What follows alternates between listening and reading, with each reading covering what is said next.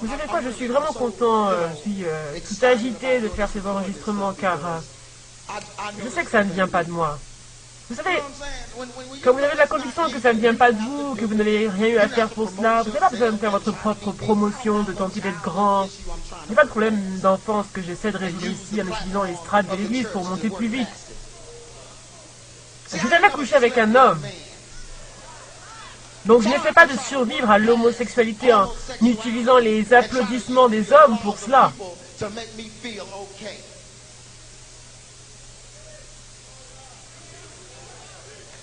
Quelqu'un n'a pas bien saisi, donc je vais l'expliquer dès maintenant.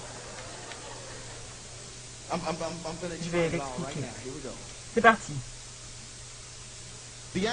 L'esprit de l'antéchrist, écoutez. L'antéchrist, Ésaïe 14, 13. Tu disais en ton cœur, je monterai au ciel. Il parle du diable. J'élèverai mon trône au-dessus des étoiles de Dieu. Je m'asserai sur la montagne de l'assemblée, à l'extrémité du septentrion. 14. Je monterai sur le sommet des nues. Je serai semblable au Très-Haut. Ce qui se passe, c'est que les gens ont le complexe de vouloir être comme Dieu. Ce que je vais vous montrer, c'est comment tout cela a commencé. C'est si étrange, mais si vous pensez vraiment à cela, c'est très profond.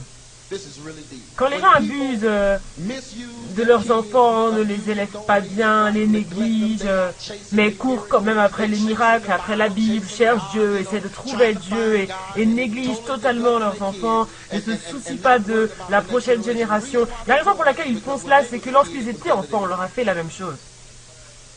Écoutez ce que je veux dire, ok?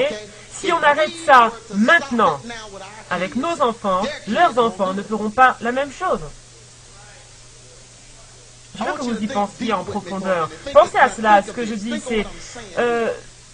pensez à ce que je dis. Ce qu'on fait maintenant, le fruit sera ce que nos enfants feront plus tard. Donc si on traite le problème maintenant, nos enfants grandiront sans avoir à confronter les problèmes que l'on a eu enfant. Vous comprenez ce que je veux dire? Mais à cause de nos problèmes, des abus que nous avons eus enfants, nos enfants souffrent. Vous m'écoutez? Vous savez ce que cela signifie? Ça veut dire que tout tourne autour des enfants. Ça signifie que le problème est là. Vous courez après toutes ces choses pour vous-même et vous laissez à Satan les portes grandes ouvertes pour s'accaparer de vos enfants. Parce que le diable ne pense pas à vous, il pense aux enfants de vos enfants. Parce qu'il sait que s'il a vos enfants, il a leurs enfants. Comprenez cela. On va creuser cela plus profondément. C'est un esprit d'antéchrist superstar. C'est ce que nous avons maintenant dans l'Église. Jésus-Christ, vous savez, n'a jamais été superstar. Il fuyait la gloire. Il ne voulait pas être populaire. Quand il faisait quelque chose, il disait « Toute la gloire à Dieu, toute la gloire lui revient ». Il disait aux gens, ne va pas dire aux gens que c'est Jésus qui l'a fait.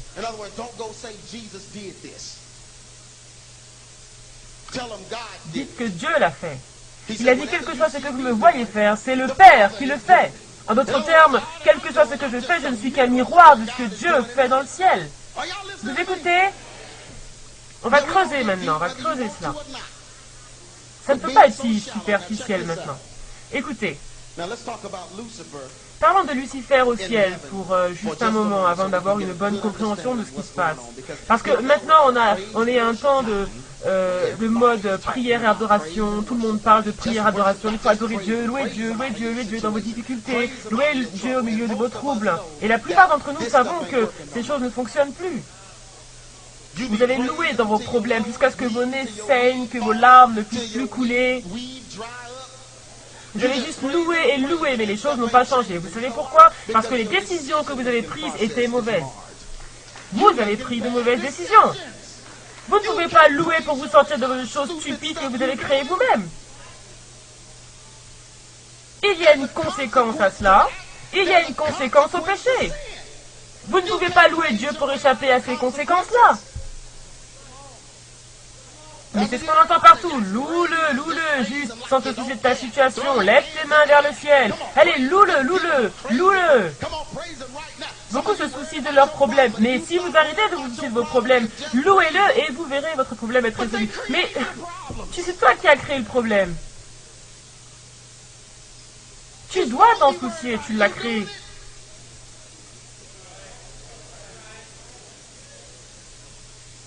Oh, quelqu'un ne veut pas entendre ça, mais dis à ton voisin, c'est la vérité. Vous ne pouvez pas dormir la nuit à cause des bêtises que vous avez faites dans la journée. Mais vous pensez que vous allez louer pour chasser le problème.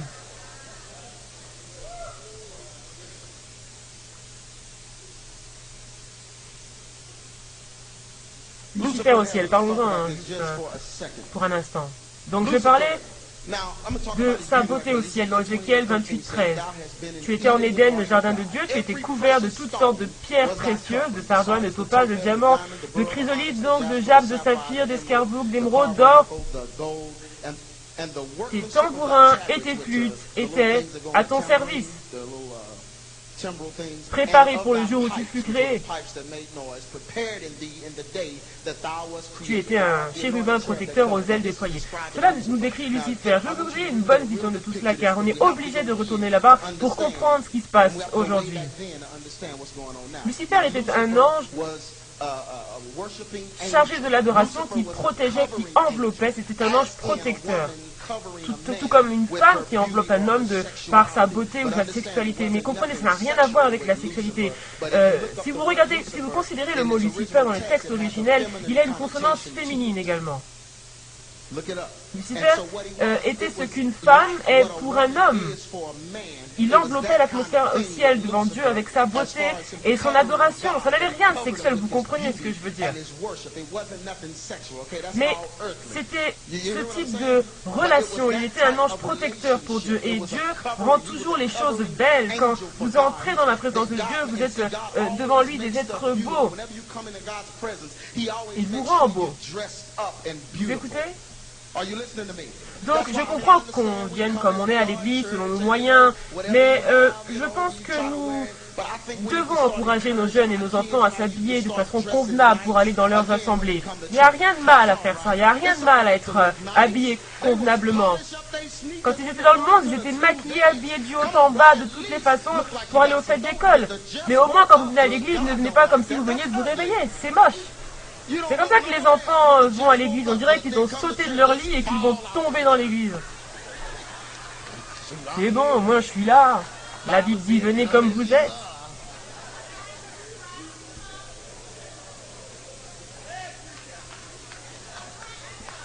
Je veux dire, allez, nettoyez vos chaussures, soyez corrects. Allez dans un magasin et dites à votre mère, je veux juste une belle chaussure pour ça. Même si je la porte tous les jours, au moins je suis correct. Souvenez-vous du cérémonial des sacrificateurs avant d'entrer dans le lieu saint, avec les fauves et les choses précieuses. Dieu se souciait de toutes ces choses. Il s'en soucie des pierres précieuses, des diamants, des rubis. Il aime ce qui est beau. Ai-je raison? Mais ne sortez pas cela du contexte maintenant. Ne dites pas que Dieu aime le bling-bling. Certains voudront juste aller à cette partie de la cassette. Allez, on va voir ce que tu as enseigné. Donc ce que tu as enseigné était... Mais Dieu aime la beauté, alors il a habillé de cette façon cet ange d'adoration, Lucifer, il l'a revêtu d'une belle manière avec des bijoux. Des choses somptueuses. Donc comprenez cela. Il a mis la capacité de faire de la musique en lui, mais ce n'était pas tout ce qu'il avait. Il avait aussi l'habilité à refléter la lumière. C'est ce que les bijoux sont, ils reflètent la lumière. Donc il a mis des bijoux sur son corps pour refléter la lumière. Quelle lumière? La lumière de Dieu. Si vous comprenez le tabernacle qui était construit, les Hébreux parlaient du tabernacle et un seul prêtre était autorisé à y entrer une fois l'an pour aller devant le Saint des Saints. Le tabernacle, c'était la représentation du paradis, c'était fait à l'image du ciel. Le royaume de Dieu était donc sur la terre et c'est pourquoi le prêtre, un grand prêtre, y allait. Et Lucifer était ce grand prêtre dans le ciel, dans l'adoration. Lucifer avait accès à cet endroit de manière exclusive. Et parce qu'il avait accès, il avait sur lui des bijoux qui prenaient la lumière, la reflétaient, portaient la gloire de Dieu, il reflétait l'image de Dieu dans ses bijoux. Ensuite, il quittait ce lieu privilégié où lui seul avait accès et il rejoignait les autres anges adorateurs et il pouvait voir Dieu dans ses bijoux. Donc ils voyaient cela et ils commençaient à s'agenouiller, à adorer l'image de Dieu. Et donc le problème avec tout ceci, c'est que Lucifer a commencé à convoiter cela. Ça a commencé à devenir bon de les voir s'agenouiller. Donc il les voyait s'agenouiller devant l'image de Dieu, la gloire de Dieu. Et il s'est dit, eh bien, c'est comme s'ils s'agenouillaient devant moi. Il s'agenouillait devant la réflexion de la gloire de Dieu, mais c'est comme s'il s'agenouillait devant lui. Et ce que les Écritures nous disent, c'est que Dieu a décidé de faire sortir Lucifer du ciel parce que son attention avait été détournée. Il a commencé plutôt à convoiter l'adoration due à Dieu, convoiter les louanges de Dieu. Mais écoutez ça, c'est là que l'insécurité commence. Je vais prêcher si vous me laissez faire. Cet esprit luciférien, c'est l'insécurité. Car il n'était pas sécure dans cette fonction. Il n'était pas sécure dans ce que Dieu l'avait assigné à faire. Il voulait plus. Il avait besoin de plus. Donc il a essayé d'utiliser son habileté et son talent pour être élevé. Il a essayé d'utiliser ce qu'il savait faire pour paraître plus que ce qu'il n'était. Je vais vous dire pourquoi on a ces prédicateurs superstars, ces artistes chrétiens superstars. Ça a commencé au ciel, avec Lucifer. Donc Lucifer a été jeté du ciel et de la présence de Dieu.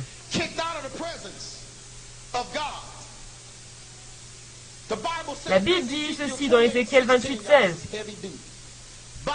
Par la grandeur de ton commerce, tu as été rempli de violence et tu as péché. Et je te précipite de la montagne de Dieu. Je te fais disparaître, chérubin protecteur, du milieu des pierres étincelantes. Écoutez cela. Ton cœur, il parle de Satan, ton cœur s'est élevé à cause de ta beauté. Tu as corrompu ta sagesse par ton éclat. Si vous écoutez ce passage, il dit, tu étais déjà quelqu'un d'éclatant, tu avais déjà de l'éclat. Pourquoi as-tu voulu être plus que cela?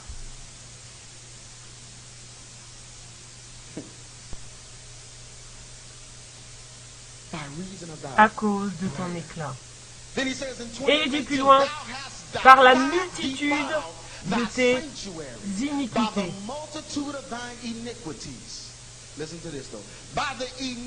Par l'injustice de ton commerce. Il parle là du fait de se vendre soi-même. Se vendre soi-même. Se vendre aux autres. Faire croire aux autres que vous êtes quelque chose. Vouloir être vu, entendu, que votre nom soit appelé. Vouloir un public, une foule, pour vous approuver et faire de vous quelqu'un, car quelqu'un vous a fait quelque chose et maintenant vous avez la sensation d'être personne. Oh, le monde a besoin d'entendre ce message. Oui, monsieur, on en est là.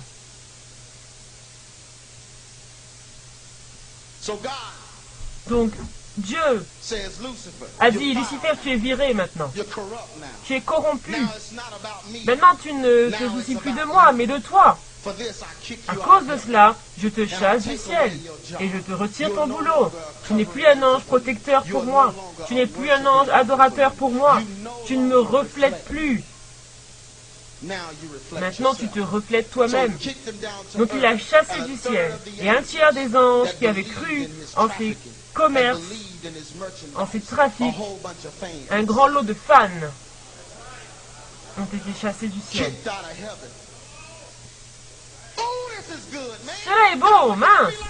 Ne me regarde pas comme si j'étais fou. Ces choses n'ont jamais été prêchées.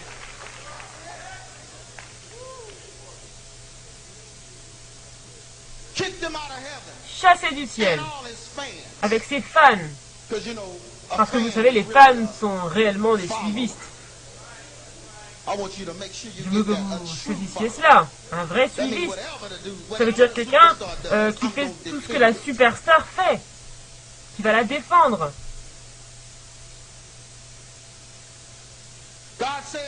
Dieu a dit, tu sais quoi, maintenant je n'ai plus de chérubin protecteur adorateur. Mon image ne se reflète plus. Donc Dieu a dit, créons l'homme. Cette fois-ci, je vais améliorer le modèle.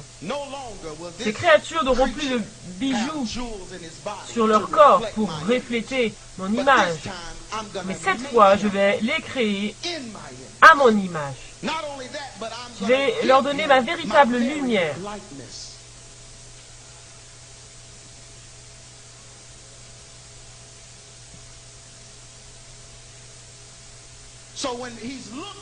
Donc, quand les animaux vont les voir dans le jardin d'Éden, ils ne verront pas seulement le reflet de moi, mais ils me verront, moi.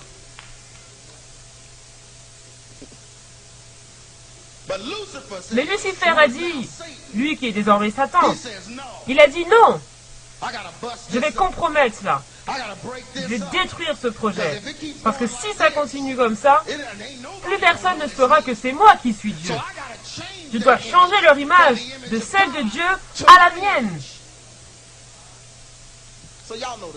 Donc, on connaît tous l'histoire du jardin d'Éden, Adam et Ève, le serpent, la séparation d'avec Dieu. Le diable s'en est mêlé, et maintenant l'homme ne reflète plus Dieu. C'était ça l'histoire de l'arbre. C'est pour ça que l'homme ne devait pas en manger. Il ne voulait pas qu'on soit capable de choisir si oui ou non on allait le refléter. Si tu manges de cet arbre, tu auras le choix. Je préfère que tu me ressembles plutôt que de choisir pour cela.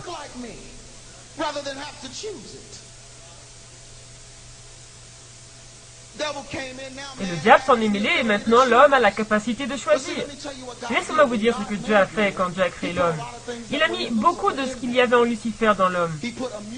Il a mis une capacité à la musique. Oui, il l'a fait. Il vous a donné des cordes vocales. Vous me suivez? C'est pour ça que vous pouvez chanter Dieu. Il aime la musique. Il n'aime pas les choses corrompues qu'ils vendent aujourd'hui et appellent gospel music. Étalant leurs problèmes d'enfance dans leurs chansons. Non, voyons. Non, c'est juste que... Vous savez, la louange et l'adoration, vous savez ce que c'est? Quand vous adorez réellement avec de la musique, je parle de l'adoration musicale. Pourquoi vous parlez de vous-même en appelant ça de l'adoration?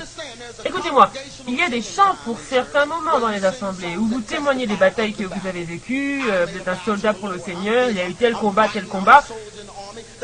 Ce sont des chants pour la congrégation. Mais lorsque c'est l'heure de louer et d'adorer, vous ne pouvez pas parler de je suis un ami de Dieu. Qui s'en soucie? Qui s'en soucie? C'est un temps d'adoration. On veut des chants d'adoration. L'adoration est autour de toi. Louer ce que je fais quand je veux être. Et c'est pas de la louange ni de l'adoration, ça. Tu parles de toi. Comprenez-moi. Ce sont des bonnes chansons. Enfin, quelques-unes d'entre elles. Il y a un temps pour cela. Mais n'appelez pas ça louange et adoration. Tu ne viens pas dans la présence de Dieu pour parler de toi. Mince, si le grand prêtre entrait dans le tabernacle centré sur lui-même comme ça, je me demande s'il serait ressorti en vie. Tu viens ici centré sur toi, c'est Satan. C'est Lucifer. C'est pour ça qu'il a été chassé.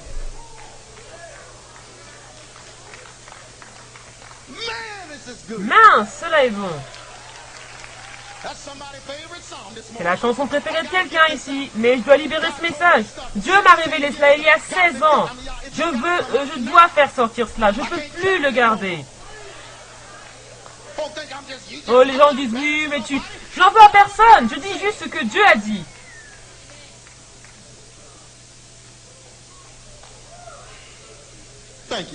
Merci, monsieur. Ça fait du bien de prêcher ce message. Donc Dieu a créé l'homme à sa propre image pour qu'il lui ressemble, qu'il ait sa lumière et ses attributs. Je pense que le premier attribut que Dieu ait donné à l'homme est la créativité. Dieu est un créateur. Donc pour que l'homme soit comme lui, il l'a fait créateur. Il vous a donné l'habilité de créer. C'est pour ça qu'on a toutes ces inventions, ces choses merveilleuses. Cela plaît à Dieu. De nous voir opérer dans une autorité sur la terre avec créativité. Et c'est pour ça que c'est une insulte pour Dieu lorsque ces artistes chrétiens vont récupérer les anciennes chansons des années 70 sur lesquelles les mondains ont dansé, fumé de l'herbe, et vous les récupérez et vous voulez le faire ravaler à Dieu. Et Dieu dit, moi je suis un créateur, toi tu es un imitateur. Tu n'as aucune identité, tu révèles plutôt l'ennemi. C'est Lucifer, c'est le diable qui a besoin de découvrir qui il est et qui utilise les estrades de Dieu pour se montrer. Les enfants de Dieu savent qui ils sont. J'ai enraciné la musique en eux. Ils n'ont pas besoin d'aller voler quoi que ce soit. Tout ce que tu as fait, c'est montrer tes problèmes, mon frère.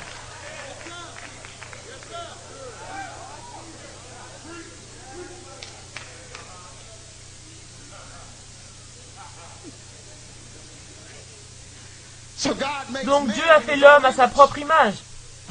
Mais la lutte incessante, c'est de trouver l'homme qui ressemble à Dieu, qui le reflète.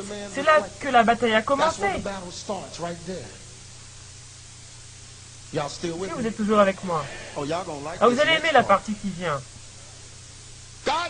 Dieu a fait l'homme, mais le diable est intervenu.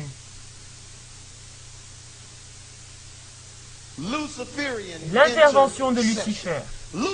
Lucifer a essayé d'utiliser ses habiletés pour s'affirmer au lieu de juste opérer dans ses habiletés.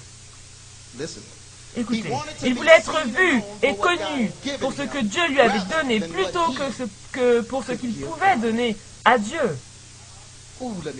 Laissez-moi lire. Puis-je relire ce passage? Il voulait être vu et connu pour ce que Dieu lui avait donné plutôt que pour ce qu'il pouvait donner à Dieu. Je peux même arrêter le message là. Tout ce que vous pouvez faire, c'est fermer vos yeux et commencer à réfléchir. Utilisez ce que Dieu vous a donné pour vous-même. Le diable utilise le péché pour nous faire l'opposé de ce que Dieu veut pour nous. Dieu veut que nous lui ressemblions et soyons le reflet parfait de lui, non pas de nous-mêmes. Mais le péché nous mène à devenir le reflet de nous-mêmes. Maintenant comprenez ceci, quand vous étiez jeune, et c'est comme ça que l'ennemi vient, c'est ce pourquoi je parle des jeunes tout le temps, c'est pourquoi je parle aux parents tout le temps. Je n'ai même pas parlé aux parents séparément. Les jeunes veulent venir, mais je leur dis, faites venir les parents et les adultes. Ça sert à rien d'aider les enfants si une fois rentrés à la maison, ça part dans tous les sens, parce que les parents n'y étaient pas. Vous voyez ce que je veux dire? Vous me gaspillez du temps. Si je veux que tout soit ici, c'est pour cela. Et je remercie Dieu que les adultes ici soient là maintenant. Les adultes doivent écouter cela, car c'est leur rôle de renforcer ce message, de prendre position dans leur maison, de déclarer ce message. Donc quand les enfants sont jeunes, certaines choses leur arrivent. L'ennemi arrive et essaie de semer quelque chose en toi. Il essaie de semer quelque chose à travers la masturbation, la fornication, les actes sexuels illicites. Mais même plus que cela, le harcèlement sexuel, le viol. Être exposé, être abusé sexuellement, émotionnellement, physiquement. L'ennemi vient à ce moment et il commence à défier votre système de pensée. Parce que vous commencez à regarder à vous-même, à cause de ce qui vous est arrivé. Le diable associe cela à ce que vous deviendrez. Donc l'ennemi commence à dire, oh, si tu as été harcelé sexuellement par une femme, toi une femme. Si tu as été harcelé sexuellement, c'est qu'il y a des questions que tu dois te poser. Pourquoi une femme voudrait me faire une telle chose? Qu'est-ce qui chez moi va attirer une femme? Ensuite, les gens de l'entourage viennent vous empoisonner davantage. Oh, jeune fille, tu as l'air d'un garçon. Il commence à envoyer des gens autour de vous pour vous dire, oh, tu as l'air d'une lesbienne. Pour confirmer les pensées que vous avez. Ensuite, l'ennemi met ça en vous. Tu es lesbienne, tu es lesbienne, tu es lesbienne. Puis, vous avez votre première rencontre avec une fille. Et vous savez, c'est très psychologique, si vous comprenez bien. Est-ce que vous saviez que l'homosexualité dans les années 70, l'homosexualité se trouvait dans les manuels des docteurs, classés dans les désordres psychologiques? Ils avaient même des médicaments pour traiter cela. Mais ensuite, les homosexuels sont devenus docteurs et ils ont changé ça. Même le sida, ils vont tenter de me tirer dessus parce que je vous ai dit ça. Mais le sida dans les années 70 était appelé GRID. Pour dire syndrome gay d'immunodéficience. gay-related immunodeficiency. Oui, c'est ce qu'ils ne veulent pas que vous sachiez. C'était appelé maladie parce que c'est une punition de Dieu pour le péché dans Romains 1. Dieu les a livrés à des passions infâmes. Et donc cette jeune fille, je vous donne juste un exemple, elle devient lesbienne et commence à lutter avec ça, elle vient à l'église, mais personne n'opère dans le Saint-Esprit et dans le discernement, donc on lui donne un poste dans l'église. C'est pour ça que je parle aux prédicateurs, ils me disent « Oh, il faut recruter les homos, c'est une bonne chose pour eux. » Mais je leur dis « Vous savez pas ce que vous leur faites en fait. Vous savez pas ce qui arrive à l'intérieur d'eux. » Donc cette lesbienne obtient une position ainsi que cet homosexuel et ils essaient d'utiliser cette position pour se positionner eux-mêmes. Et cette position, les luttes que j'ai dans le secret, cette position va m'aider à me sentir mieux avec ça. Parce que tant qu'ils applaudissent, tant qu'ils louent et qu'ils lèvent les mains, tant que je les touche, alors Dieu continue de m'utiliser et je ne suis pas si mal.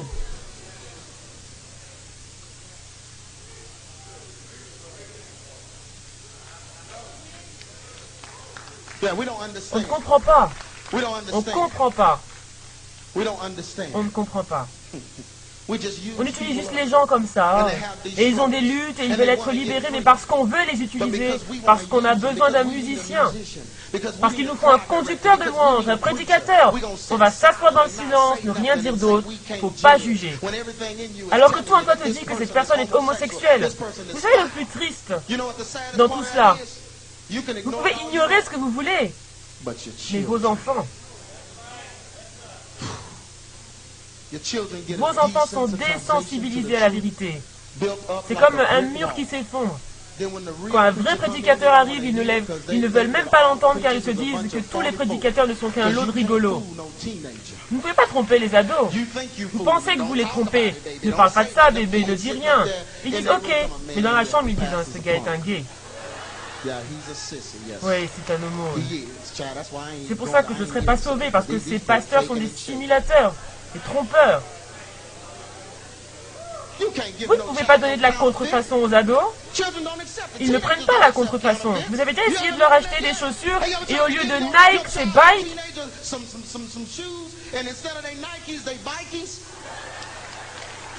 Ils vont dire oh non, non, laisse maman. Mais c'est tout ce que je peux acheter, tu dois mettre ça. Maman, je ne vais pas porter ça, s'il te plaît. Ne me fais pas porter des bikes, s'il te plaît, s'il te plaît. Mais c'est tout ce que je peux payer. L'enfant va dans sa chambre, il a Bible, les chaussures, il dit tu vois, je ne peux plus les porter maintenant.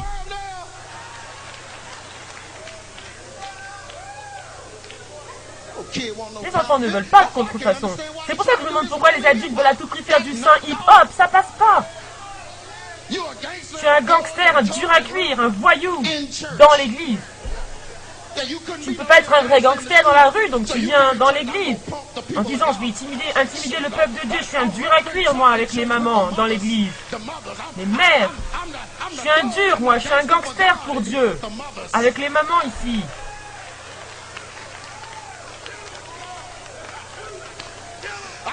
Je suis là avec les mamans, mais je suis un dur à cuire. Je suis un gangster pour Dieu à l'église, là où personne n'a d'armes. Oui, oui, tu es en fonction là. Ne t'amuse pas avec moi, je suis un dur dans l'église. Puis-je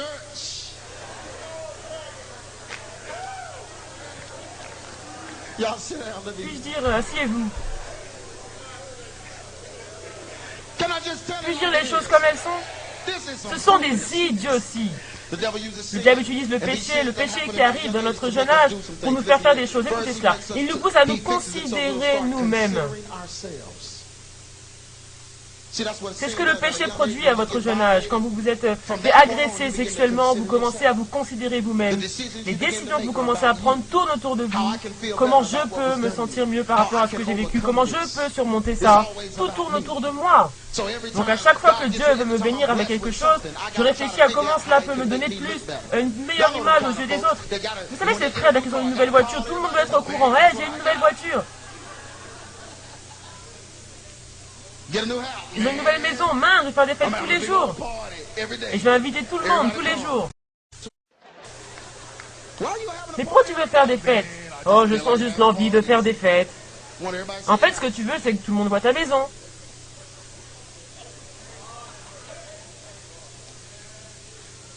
Le péché te fait aspirer à la grandeur pour surmonter l'insécurité. Vous voyez, c'est pour ça qu'ils font ça. C'est pour ça que tous les acteurs à Hollywood sont si paumés. C'est pour ça que vous vous demandez, mais non, mais t'es célèbre, tout le monde te connaît, t'as tout, t'as l'argent. Pourquoi t'es dans la drogue?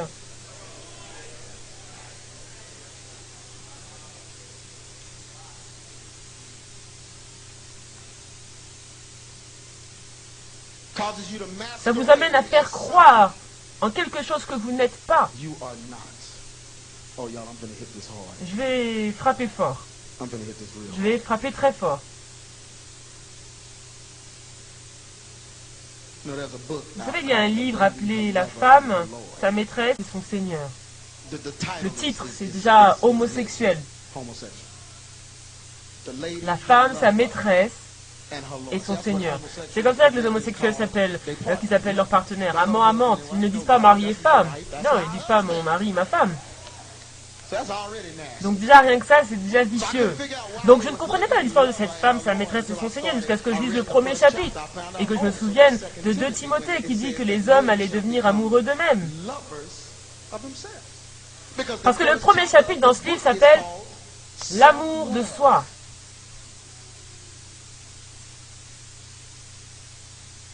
L'amour de soi. Ça vous dit que lorsque vous êtes une célibataire, vous devez vous célébrer vous-même et célébrer vos accomplissements. Personne n'a à vous célébrer, à vous aider à vous sentir bien à propos de ce que vous avez fait. Donc, vous devez faire couler un bain d'huile, allumer des bougies, mettre de la musique douce d'amour, prendre un joli verre, vous mettre dans les bulles et célébrer votre accomplissement. C'est une mise en place pour la masturbation. Vous allez vous célébrer, ouais, c'est ça. Parce que le péché sexuel, c'est l'adoration de soi. Comment pouvez-vous dire aux gens de se célébrer eux-mêmes? Depuis quand tout doit tourner autour de nous et de nos accomplissements? Paul a dit que tout ce que j'ai accompli, je l'ai fait par amour pour Christ. C'est pour lui que j'ai gagné des âmes. Ça n'a rien à voir avec moi. Je refuse cela. Si un homme vient au Père, il doit d'abord...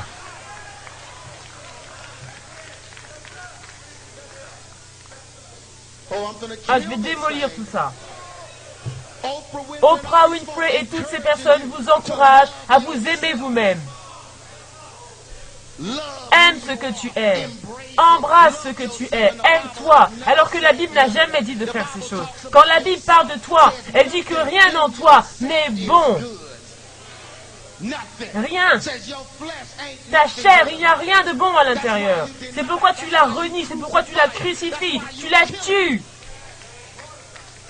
Parce que si tu commences à la célébrer, tu vas avoir besoin d'aide. Tu vas utiliser toutes les opportunités pour nourrir tes désirs, d'être élevé, d'être célébré.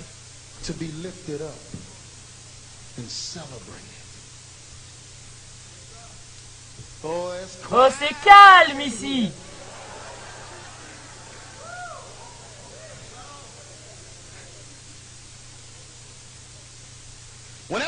Si tu t'aimes toi-même et aimes qui tu es, tu vas chercher les moyens de te faire plaisir et de réaliser tes propres désirs. Une personne amoureuse elle-même ne peut pas plaire à Dieu, car Dieu veut vous donner ses désirs, non pas que vous cherchiez les vôtres.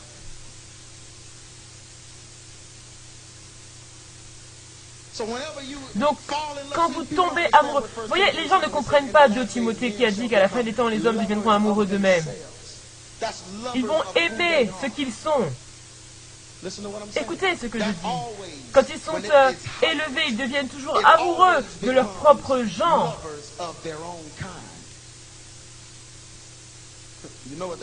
Vous savez ce que c'est? Quand vous devenez amoureux de vous-même, de ce que vous voyez en vous physiquement, ça se manifeste par le lesbianisme, l'homosexualité. Parce qu'après, vous commencez à désirer ce que vous êtes. Vous voyez, et cet amour de soi a commencé avec Lucifer. Il a commencé à aimer qui il était plutôt que d'aimer ce que Dieu était en lui. Vous m'écoutez? Ok, quelqu'un ne comprend toujours pas ce que je dis. Oui, mais on est supposé s'aimer soi-même, aimer notre corps. Quelqu'un n'a toujours pas saisi et même fâché parce que j'ai parlé de ce livre. Mais finissons avec.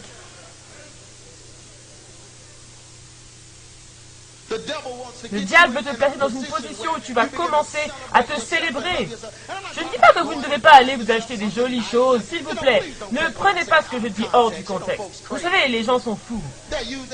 Ils entendent ça et ils disent « Oh, éteins-moi la télévision tout de suite ». Ne sortez pas ça du contexte. Il n'y a rien de mal à s'acheter des choses et de vouloir être bien habillé, tout ça. Non, je ne suis pas stupide. Je parle d'être amoureux de soi. Comme dans une relation entre toi et toi-même. Quand tout tourne autour de toi.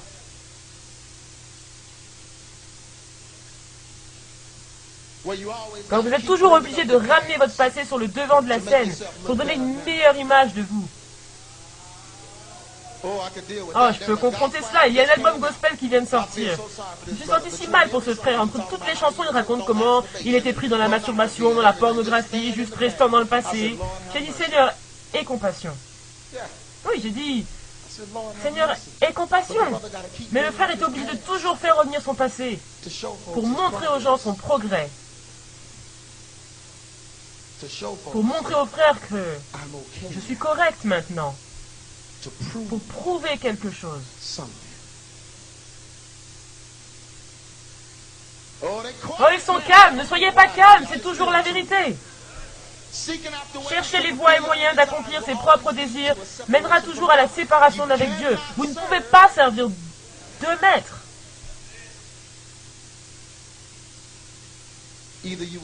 Soit vous vous servez vous-même, soit vous servez Dieu. Donc voici la meilleure partie, et après on va passer à autre chose. C'est un esprit. Dieu m'a montré cela. Le frère et moi, on en parle tout le temps. Dieu m'a montré cela, c'est l'esprit qui a envahi l'Église, qui foule aux pieds la grâce de Dieu.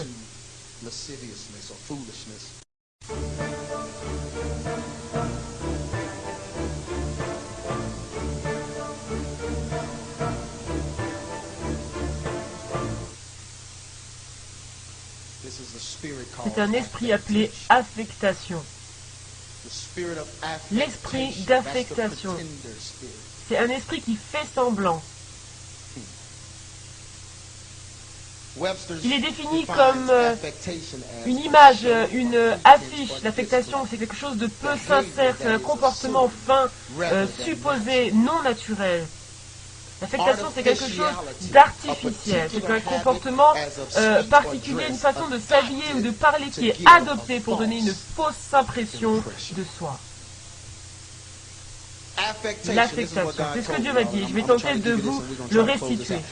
L'affectation est plantée dans une personne à travers un certain type de traumatisme ou de manque qui lui fait ressentir le besoin d'être approuvé par ses actions, par ses capacités. Viol, inceste, abandon, négligence, abus, talent, etc. Quand ces choses arrivent à une personne, elle ressent le besoin de prétendre que tout va bien avec elle. Ces gens veulent faire croire aux autres qu'ils sont OK. Alors au lieu de venir en étant brisés, est-ce que vous m'écoutez? Au lieu de venir en étant brisés, ces personnes montrent une fausse identité.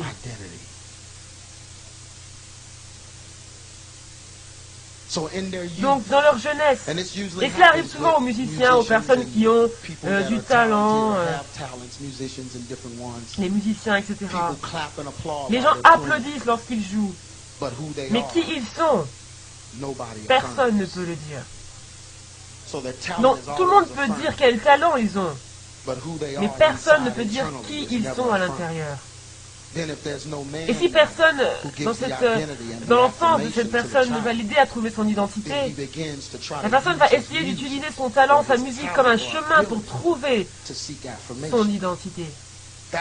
C'est la raison pour laquelle maintenant, les meilleurs musiciens, les meilleurs chanteurs, les meilleurs acteurs, les personnes les plus dans la lumière des projecteurs sont toujours pervertis. Toujours pervertis. Ces personnes sont toujours perverties. Vous savez pourquoi? Parce qu'elles se sont affirmées en accord avec l'extérieur et ne confronteront jamais l'intérieur. Ces personnes préfèrent utiliser leur talent et être diverties de cette manière, plutôt que de creuser afin d'obtenir leur vraie guérison et délivrance. C'est calme ici maintenant, mais c'est la vérité. L'affectation est un esprit qui fait semblant. Et c'est ce que les homosexuels s'efforcent de faire. Il n'y a pas d'homosexualité sans affectation. Parce qu'à la minute où la personne est prise par l'homosexualité, elle doit souvent nier être homosexuelle, prétendre être quelqu'un d'autre. Pareil, quand elle avoue être homosexuelle, elle doit prétendre ne pas être autrement. Donc, l'homosexualité ne tourne qu'autour de l'affectation. Prétendre. C'est pour ça qu'il est dur pour eux d'avoir leur délivrance dans l'église. Parce qu'ils ont tellement excellé dans ce faux semblant que lorsque vous priez pour eux, vous ne pouvez même pas savoir à quelle partie de leur identité vous êtes confrontés. Parce qu'ils ont une double identité très ancrée. Ils peuvent être dans l'église, suivre le mouvement de Dieu, ils peuvent s'asseoir là, applaudir, louer Dieu, tout ce que vous voulez. Puis sortir de l'église et devenir des chiens sales la nuit.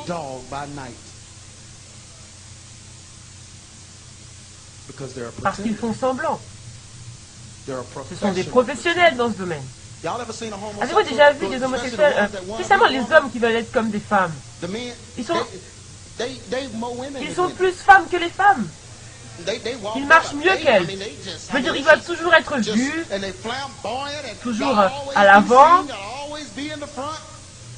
Ils viennent à l'église et ils sont au fond le premier dimanche. 2 dimanches plus tard, ils sont au milieu.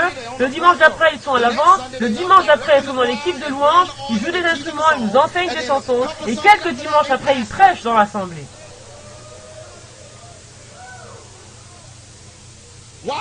Pourquoi cela? Parce qu'ils ont besoin des applaudissements de la foule pour les affirmer, pour les aider à se sentir bien. Ils ont besoin de vos applaudissements. Ils ont besoin de cette position parce que c'est la seule chose qui les empêche de se suicider. Je sens que je suis en train de prêcher là. Donc ce que l'ennemi a fait dans l'église, c'est emmener cela, mettre des homosexuels à l'avant de l'église, parce qu'il sait que s'il arrive à mettre des homosexuels à l'avant, vous savez, les plus grands pasteurs, les plus grands chanteurs, les plus grands artistes chrétiens sont homosexuels. Il les met à l'avant pour qu'ils affirment un style de vie égoïste.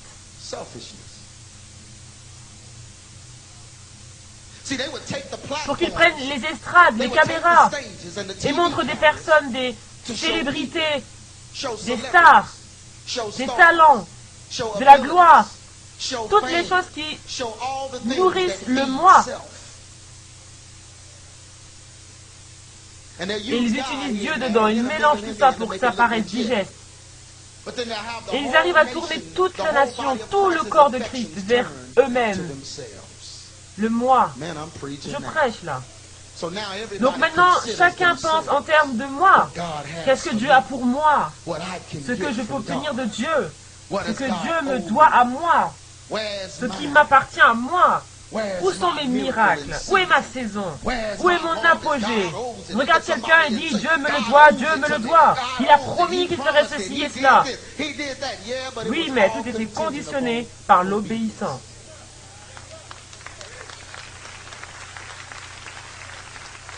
Je prêche là. Je sens dans l'esprit que quelqu'un a en lui cette tendance, c'est un esprit démoniaque, d'affectation.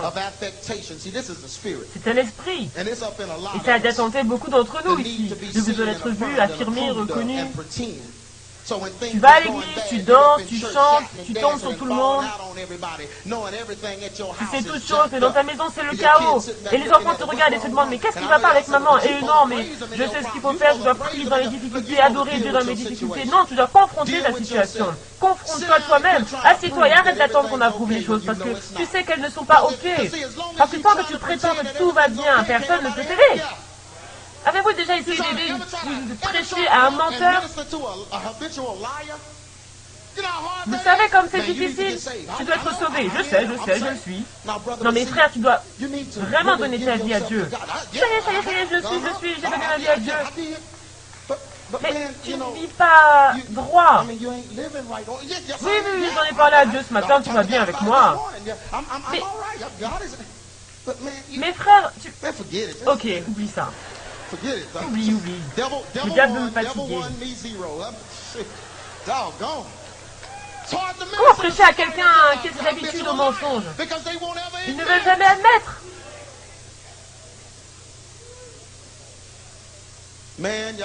Ça me fait du bien ce message. Écoutez, l'affectation, la culpabilité que ces personnes éprouvent les pousse à chercher l'approbation de chaque personne.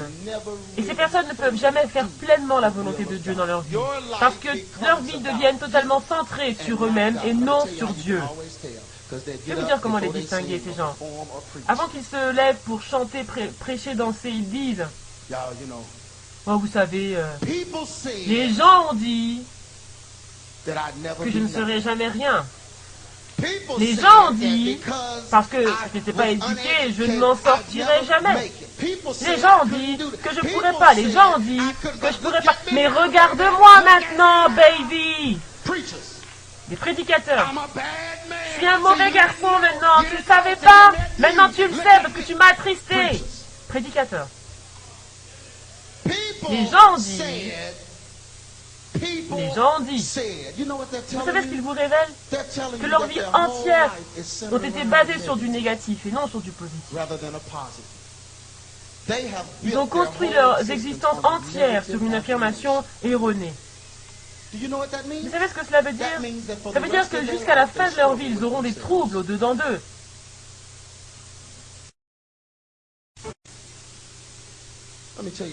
Laissez-moi vous raconter une courte histoire. Quand j'étais plus jeune, il y avait un garçon qui allait dans mon église.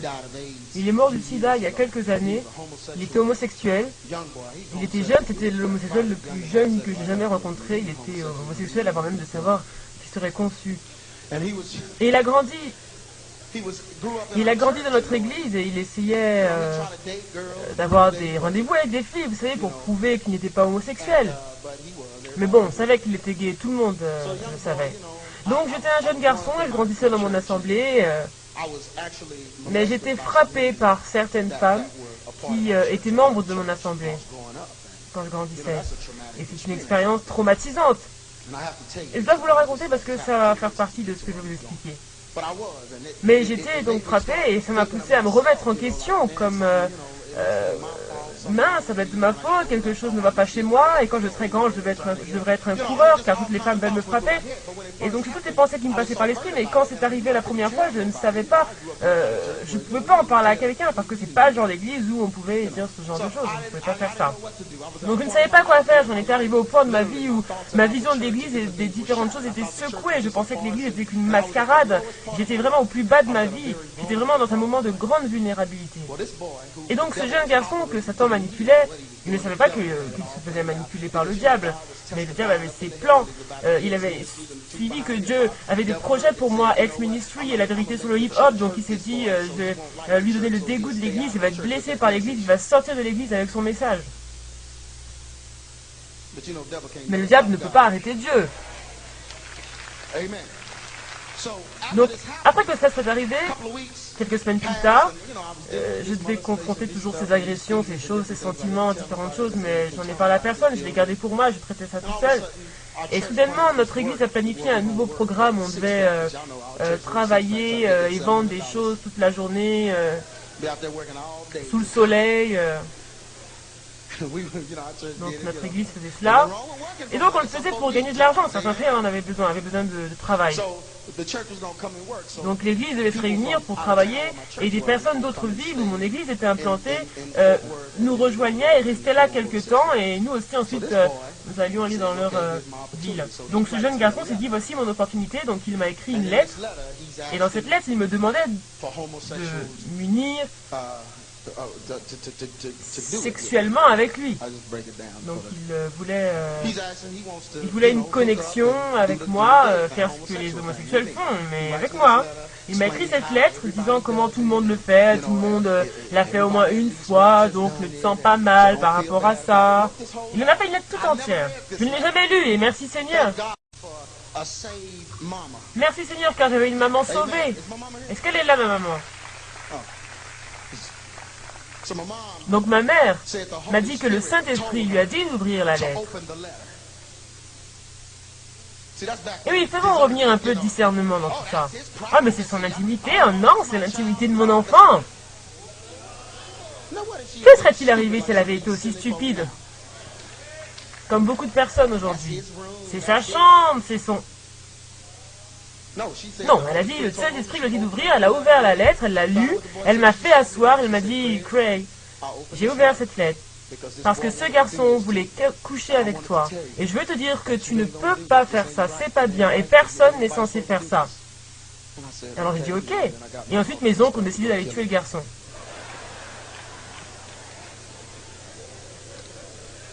Ils n'ont pas réussi, mais ils ont essayé. Vous savez, c'était à l'époque où c'était jugé malsain et, vous savez, fallait défendre notre derrière. Tu vas prendre ça par force, car moi, je suis prêt à lutter, je suis prêt, je me laisserai pas faire.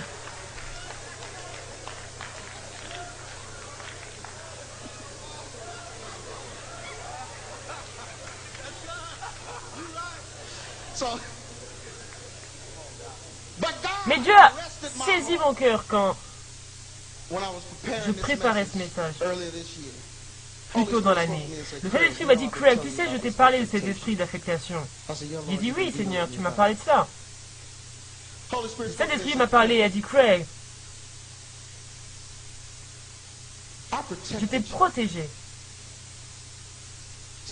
Car l'ennemi a tenté de planter l'affectation en toi.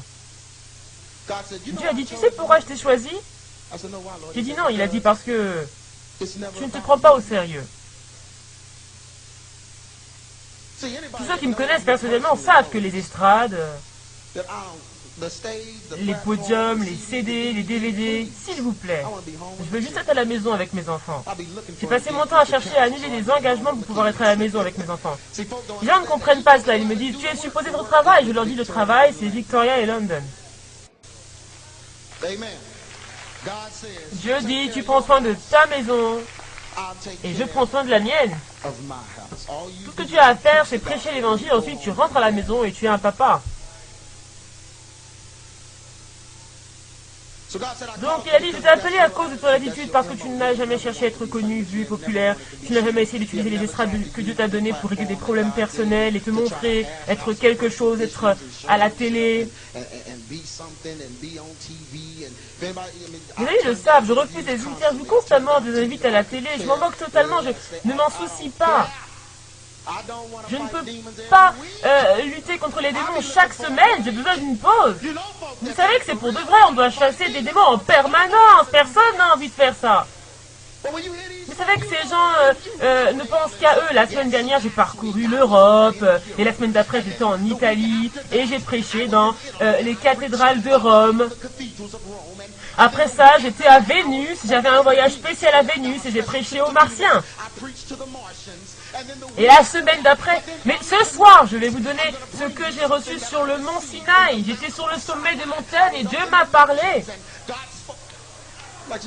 Ça, c'est quelqu'un qui ne chasse aucun démon, je vous dis.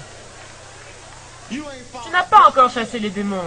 Tu te réjouis de voyager dans le monde entier, d'être loin de ta famille. Rien de plus. Ta femme n'est invitée nulle part. Tu voyages avec 4 ou 5 homosexuels partout où tu vas. Oui, voyager avec un pack de 6 mademoiselles, entre guillemets.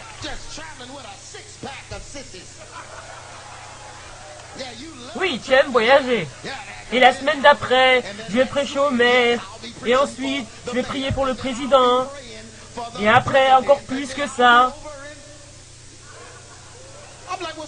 Personne ne peut dire juste, tais-toi. De grâce. Moi. Et vous vous demandez pourquoi vos enfants sont fous.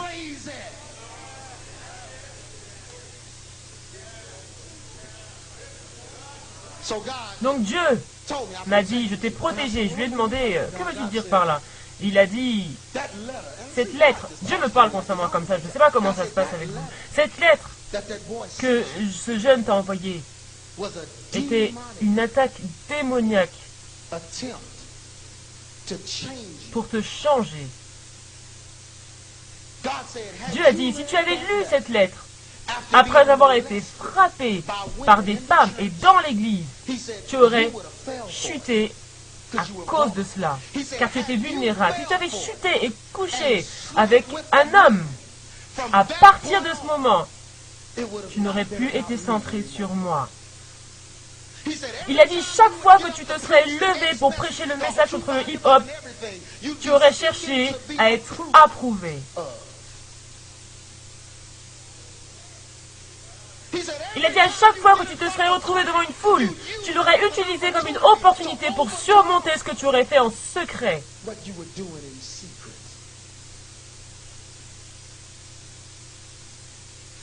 Tu aurais eu besoin d'argent, de voitures, de gloire, de télévision, de radio. Tu aurais eu besoin de tout ça pour t'aider à te sentir humain, normal. Ah, je peux vous assurer, quand Dieu m'a dit ça, il a dit, c'est pourquoi c'est si important pour les parents.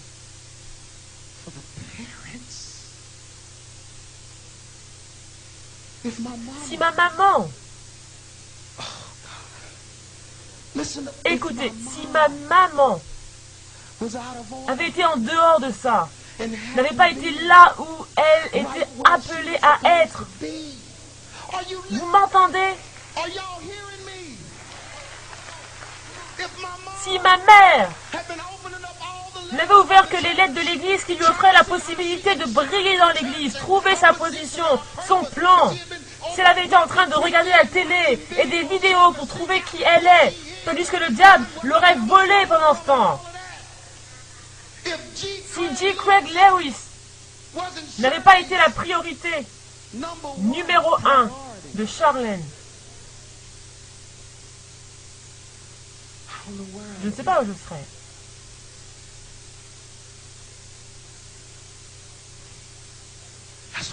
C'est pour ça que je prêche comme je le fais. C'est pour ça que je fais ce que je fais, vous m'entendez? Je vois mes amis avec qui j'ai grandi, qui faisaient de la musique, qui sont devenus des artistes célèbres.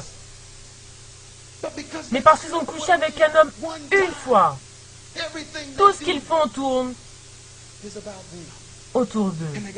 Et il leur faut plus et plus.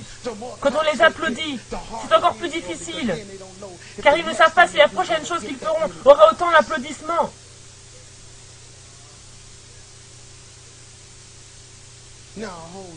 Maintenant, toute la nation est utilisée, conduite pour un plan. Vous savez ce que ça veut dire? Ça veut dire que tu es conduit par ce que tu peux faire, par ce que tu peux avoir, ce que tu peux être, plutôt que ce que Dieu t'a assigné à être.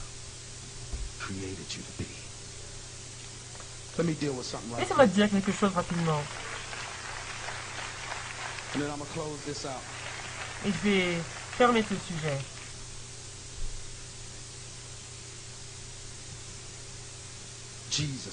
Jésus ne s'est jamais élevé lui-même, mais il a fait l'opposé. Il a laissé les œuvres qu'il a faites parler pour Dieu. Il n'a jamais fait sa promotion. Il y avait un homme qui est venu à Jésus, le jeune riche dirigeant. Et je vais finir ça avec lui. Je ne sais pas ce qui lui est arrivé quand il était jeune, mais il souffrait d'insécurité. La Bible dit qu'il avait de grandes richesses et tout le monde le connaissait à cause de sa richesse. Il était populaire à cause de ce qu'il avait, non à cause de qui il était. Donc il est venu voir Jésus et il voulait l'ajouter à son fan club. Tout se passait bien pour lui, il avait tout. Donc maintenant il voulait que Jésus soit ajouté à cela pour pouvoir se dire, allez, je me suis mis Jésus dans ma poche aussi. Alors il est venu voir Jésus et il a dit, Jésus, que dois-je faire pour avoir la vie éternelle? Jésus savait déjà ce qui se passait, il faisait juste ces choses pour qu'elles nous servent d'enseignement plus tard. Et Jésus lui a dit, eh bien, pour la vie éternelle, obéir au commandement. Il a dit, oh, mais j'ai fait cela. Je les ai pratiqués toute ma vie. J'ai observé les commandements. Mais Jésus l'a regardé et n'a pas pensé comme on aurait pensé, plusieurs d'entre nous. Beaucoup de prédicateurs auraient dit, oh, waouh, il faut que je te programme dans ma prochaine conférence. Non, Jésus l'a regardé, il l'a regardé au-delà de ce que l'homme essayait d'être. Il l'a regardé au-delà de l'affectation. Il a regardé à ce qu'il était et a dit, il y a autre chose. Il a dit, prends tout ce que tu as, vends-le et donne-le aux pauvres. Donne l'argent aux pauvres. Je sais que des pasteurs ont faussé ce passage. Il a dit, oui, prends tout ce que tu as et vends-le. Donc comme ça, il aura encore eu de l'argent pour être riche. Ils font tout par rapport à l'argent. Il y avait un prédicateur dans un magazine parlant de Jésus. Lorsque Jésus marchait, c'était dans un moyen de déplacement pour riches et les gens marchaient derrière lui. Et donc comme Jésus était riche, je peux l'être aussi.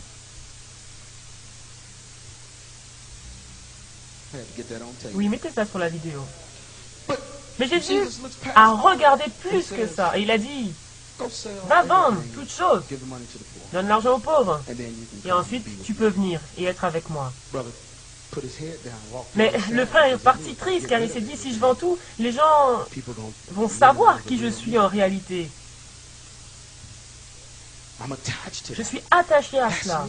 C'est moi, c'est ce que tout le monde sait à propos de moi. Je ne peux pas abandonner ces choses. Mais il y a quelque chose qui m'a bouleversé quand le Saint-Esprit me l'a montré dans Marc 10, 20.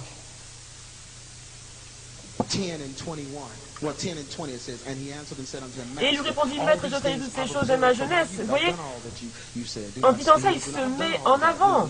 Avec quelque peu d'arrogance.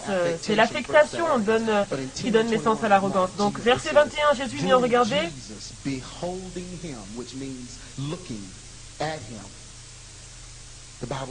La Bible dit, Jésus l'ayant regardé, l'aima. L'aima. Vous savez ce que ça veut dire? Ça veut dire que Jésus est passé au-dessus de tout ce qui, selon l'homme, l'aurait rendu aimable. Il a regardé au-dedans de lui en disant, tu ne comprends pas. C'était pour lui faire comprendre, je n'aime pas les choses que tu as. Je n'aime pas tes habilités. Je ne t'aime pas parce que tu sais jouer d'un instrument ou que tu diriges la chorale ou as fait un album international. Je ne t'aime pas parce que tu peux prêcher et faire venir le feu. Je ne t'aime pas pour ça. Il l'a regardé au-delà et il lui a dit, j'aime la personne, la vraie personne que j'ai créée. Donc vous regardez l'extérieur et Jésus dit, je regarde à la personne que tu es réellement.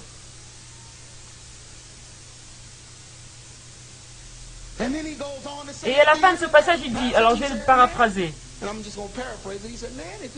tu n'as pas réellement fait tout ce qu'il faut, parce que tout ce que tu abandonnes pour moi, tu le récupères au centuple de toute manière. Il n'allait pas se retrouver totalement paumé, ce jeune dirigeant. Mais à cause de tout ce qu'il avait, qui déterminait qui il était, vous voyez, c'est ce qui arrive maintenant. Nos églises ont été remplies, les pupitres ont été pris d'assaut par des gens qui essaient de régler des choses qui leur sont arrivées. Après, ils jouent de la cornemuse. Et tous ceux qui les suivent ont de l'insécurité, ont besoin d'entendre ce qu'ils disent pour les aider à se sentir mieux à propos d'eux. Et ces pasteurs évoluent dans l'aspect émotionnel de tout cela. Et ils pensent que parce que ça les aide à se sentir mieux, c'est de l'onction. Parce qu'ils ne savent pas faire la différence entre le talent et l'onction. Ils ne savent pas que le talent peut simuler l'onction. Ils ne savent pas que le talent peut vous donner envie de vous lever, vous avez des réactions physiques, vous tremblez. Ils ne savent pas que le talent peut faire tout cela. Dans leur église, leur pasteur fait... Vous savez même pas ce qu'ils disent. Alors, ne me comprenez pas mal. Je ne dis pas que c'est mal d'avoir des réactions, mais je parle de ceux qui le font en permanence. Et les gens sont là dans l'audience.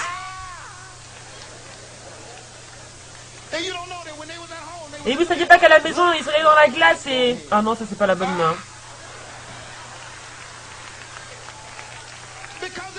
Parce que c'est du talent. C'est pas l'onction, c'est du talent.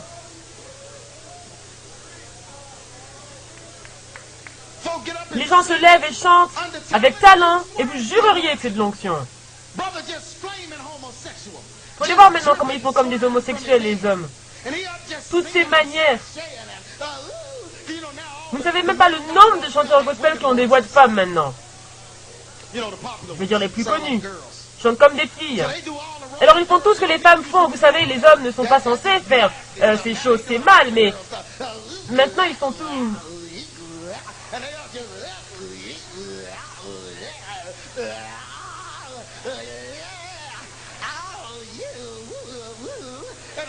Et l'audience crie.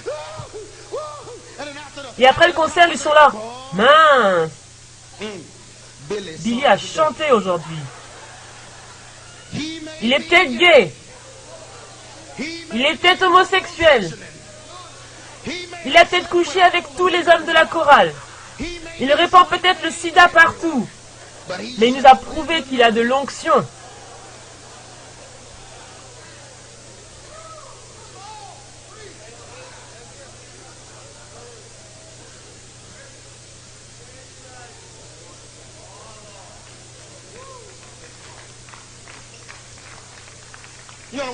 Les prédicateurs ne disent jamais rien.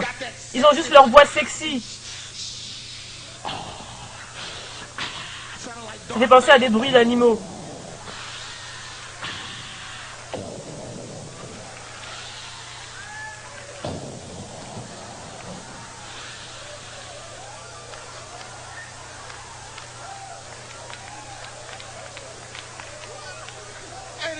Et il y a un truc avec les marches d'escalier. Je crois que c'est toujours la 3e marche.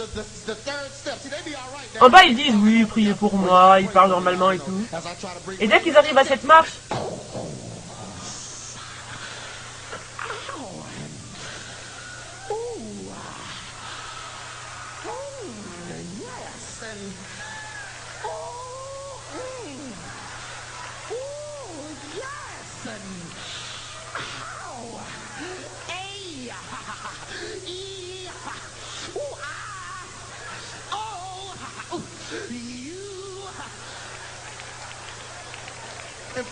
Et les gens dans l'audience sont là. Ah, ce pasteur, il a prêché aujourd'hui. Sur quoi il a prêché? Oh, la valse. Mais alors, quelle onction! C'était juste sur la valse, mais je suis encore tout remué. Je ne peux pas raconter l'onction. Pourquoi ces gens ne savent pas faire la différence entre le talent et l'onction?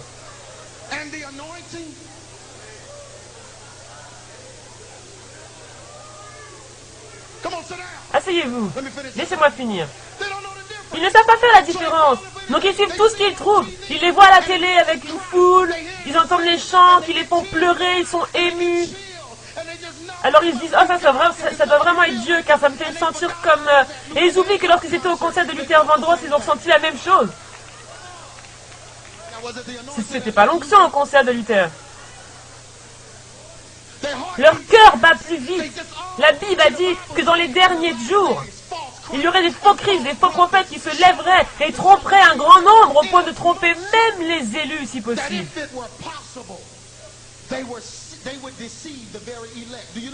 Vous savez ce que ça veut dire? Ça veut dire que dans ces jours de la fin, le vrai et le faux vont tant se ressembler qu'à moins d'avoir une révélation divine de Dieu, vous ne ferez pas la différence. Mais la différence, c'est que les uns utilisent l'émotion, pendant que les autres utilisent l'onction. Vous savez, si c'était dans l'émotion, quand c'est dans l'émotion, vous sortez de là, vous avez tout oublié, vous êtes revenu à la normale. Mais l'onction, quand vous sortez de là, vous voyez les choses différemment, vous voyez les choses clairement. Les informations sont toujours là. Votre esprit s'ouvre, votre âme s'ouvre, et vous voyez le changement.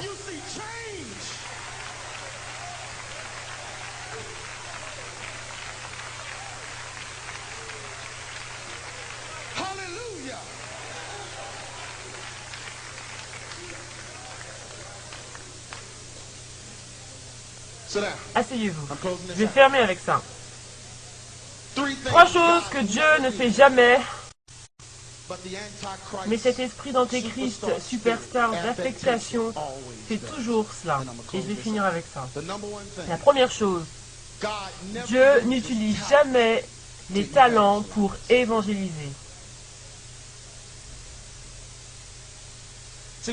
On pense que parce que des personnes sont élevées comme des superstars dans des scènes pour prêcher l'évangile. Vous voyez TBN, c'est pourquoi je ne peux pas supporter cette chaîne. TBN, je le dis sur la vidéo, je m'en moque. Toutes ces personnes qui y vont dès que vous êtes sauvés, ils vous mettent sur TBN.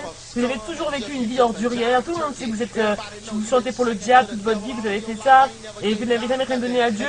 Et dès que vous dites que vous êtes sauvés, vous pouvez transférer votre gloire et votre richesse du corps de Satan à celui de Dieu. Et vous êtes automatiquement élevé. Savez-vous que tous ceux qui sont allés sur TBN sont tous repartis dans le monde? Tous. Il les élevait, levait les mains vers eux. Et le jour d'après, ils étaient sur BET. Puis je touchais ce... J'ai dit, ok, ça ce sont les gens de TBN. Chacun d'entre eux. Et Mace, il vient de signer avec G-Unit. Je vous ai dit l'année dernière, j'ai mis Mace sur ma vidéo et les gens étaient « Ah, ne parle pas de lui, il fait du bon travail. » Et maintenant il travaille avec G-Unit. Il a abandonné le travail, je pense. Il ne travaille plus. Mais dès que ces gens viennent à Jésus, ils n'ont même pas encore passé du temps avec Dieu. Ils n'ont même pas encore étudié. Dieu m'a fait étudier 12 années avant de laisser la vérité sur le hip-hop sortir dans ce pays. Parce qu'il voulait s'assurer de bien évoler ces idioties, ces stupidités, tout ça que le monde ne doit pas être exposé. J'en ai assez de ces artistes chrétiens qui disent « Oh, avant j'étais gay, mais maintenant je suis sauvé. » Donc quitte la scène. Comment tu peux dire que tu es gay avant, tu es maintenant sauvé et tu es toujours dans l'organisation homosexuelle, l'industrie de la gospel music? Tu n'es pas délivré si tu restes sur scène. Tu vas toujours à la conférence des hommes gays, GMWA. Et tu dis que tu n'es plus gay. Tu continues de voyager avec des managers gays, tu signes avec une compagnie gay, chantant avec des homosexuels sur scène et tu es délivré? Ils ne comprennent même pas. Quand Paul a été délivré de son état de pharisien, Dieu ne l'a pas laissé prêcher aux pharisiens. Oh, Seigneur, aie compassion. Tu viens de lancer une bombe à l'instant. Dieu a envoyé un homme inculte pour prêcher aux pharisiens. Dieu n'a pas laissé Paul prêcher aux pharisiens. Quand tu es délivré du crack, Dieu ne va pas t'envoyer dans un magasin de crack pour commencer ton ministère. Donc comment es-tu délivré, toi? Je suis délivré, j'ai couché avec les hommes et maintenant je ne suis plus... Mais... pourquoi tu nous dis ça de toute façon? Ils disent ça aux gens parce qu'ils veulent obtenir un culte. Donc ils doivent exposer l'histoire au monde, exposer leur histoire. Paul n'a pas révélé les détails de ces tribulations, les tribulations qu'il avait dans la chair. Il y a des choses que vous n'avez pas besoin de dire aux gens parce que c'est moche. Vous avez l'habitude de faire ci et de faire ça. Et maintenant tu es toujours sur scène avec tous les homosexuels.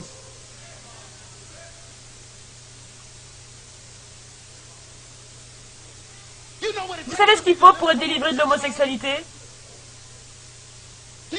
Savez-vous tout le déni de soi qu'il faut faire? Vous devez faire sortir des choses de vos maisons. Je connais un pasteur qui était délivré de cela. Il m'a dit j'ai dû faire sortir la télé de ma maison, le téléphone. Il m'a dit pendant 2 ou 3 ans je ne pouvais rien faire, aller nulle part. Juste que je sois redevenu un homme complètement. Parce que tout ce que je faisais était comme des signaux pour les autres homosexuels.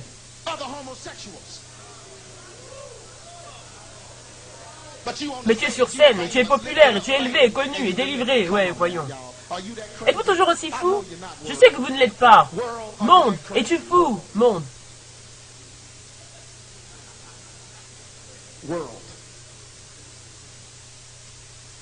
C'est pour ça que Dieu n'utilise jamais les talents pour évangéliser. Si tu mets une superstar et que tu es populaire et que tout le monde t'aime, tu arrives dans la foule et les femmes s'arrachent les vêtements, bien que tu sois un artiste chrétien, elles veulent te toucher tes mains, et après tu fais un appel vers l'autel et tu penses que les gens vont venir pour Dieu? Oui, j'appelle tous ceux qui veulent être sauvés. Venez. Et vous voyez toutes les femmes célibataires.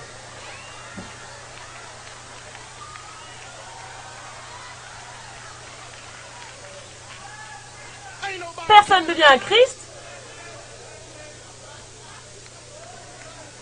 C'est pour ça qu'on a assez de ces chrétiens qui disent « Ah oui, j'emmène ma musique dans le monde pour les pécheurs, je fais ça pour les pécheurs. » Dieu n'a jamais utilisé la musique pour évangéliser. Il n'a jamais utilisé la musique pour prêcher l'évangile. Vous savez pourquoi? Parce qu'il y a un pouvoir d'entraînement attaché à la musique. Quand la musique est jouée, les gens ne saisissent pas le message complet et clair. Ils reçoivent le message selon leurs émotions. Ils ne peuvent pas prendre une décision claire de suivre Christ. Ils ne peuvent pas, de façon lucide, décider de suivre Christ. C'est ce que la musique fait. Elle vous prive de votre capacité à raisonner. C'est pour ça que la musique doit toujours s'arrêter. Quand les apôtres étaient en prison, ils adoraient Dieu, ils donnaient la gloire, et les portes se sont ouvertes, et le gardien a vu ça. Il a dit, oh oh, je veux être sauvé. Et les apôtres n'ont pas dit, allez, chante la chanson avec nous, ça va... Non, ça ne s'est pas passé comme ça, ils ont dit, arrêtez la musique. Quelqu'un veut être sauvé, éteignez tout. On ne veut pas le conduire avec notre talent. Oh, je prêche là. C'est ce que Dieu m'a dit. Et vous savez que c'est vrai. Ensuite, vous avez plein de personnes qui courent vers la scène pour voir la superstar. C'est pour ça que Jésus ne voulait jamais être élevé. Il ne voulait pas que les gens le suivent parce qu'il était quelqu'un. C'est pour ça que quand Satan l'a tenté dans le désert, il n'a rien voulu de ce que Satan lui a proposé. Il ne voulait pas être élevé, il ne voulait pas se faire sa propre promotion. Il n'avait pas à le faire. Il savait que toute sa vie ne devait servir qu'à refléter Dieu. La deuxième chose que Dieu ne fait jamais. Dieu ne fait jamais la promotion de quelqu'un sur la base de son talent. Ils ont des conférences maintenant. Où ils invitent quelqu'un à cause de son talent.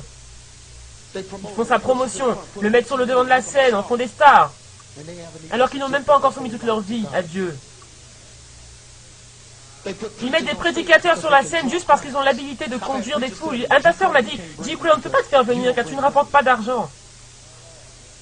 Il a dit, les gens viennent t'entendre pour d'autres raisons, mais nous, on veut faire venir quelqu'un qui va nous rapporter de l'argent. On a besoin de talentueux pour faire augmenter les offrandes.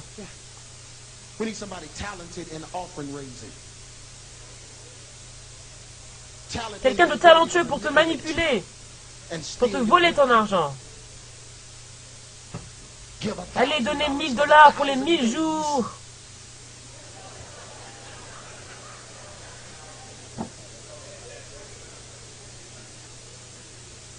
Durant lesquels vous avez souffert de la pornographie. Et là encore, c'est pas la pire partie. Voilà le moment où ils aggravent tout. Ils vous garantissent la liberté si vous donnez. Mais le problème n'est pas financier. Le problème, c'est que la chair, c'est la chair. Troisièmement,